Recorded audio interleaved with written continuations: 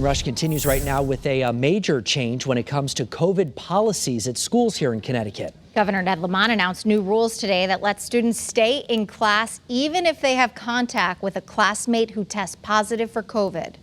Look, if you're showing symptoms, if you're showing COVID flu-like symptoms, runny nose, cough, things like that, don't come into the class because there's a risk that you are exposed and that you could be spreading it. Otherwise, this allows you to stay in the classroom. Channel 3 Eyewitness News reporter Mike Savino was there for today's announcement. He is joining us live from Newington High School. Yeah, Mike has more on how this program is going to work. Mike, what are you learning?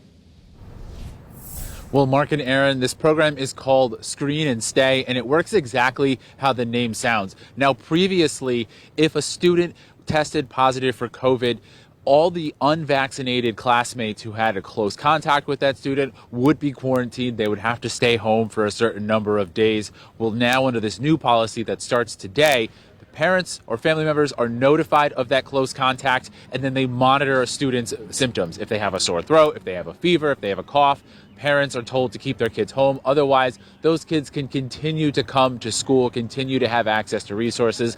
Now, this has been the policy already for students who are vaccinated. They are not immediately required to quarantine.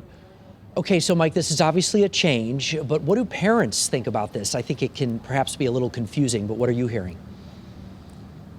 Well, we did get a chance to talk with some parents here as well as some students who were at the announcement. And the ones that we talked to at least did support this.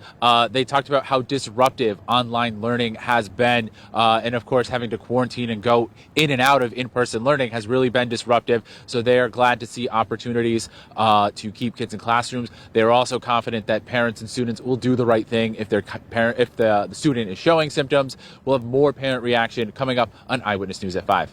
Okay, Mike Savino, thank you very much for that.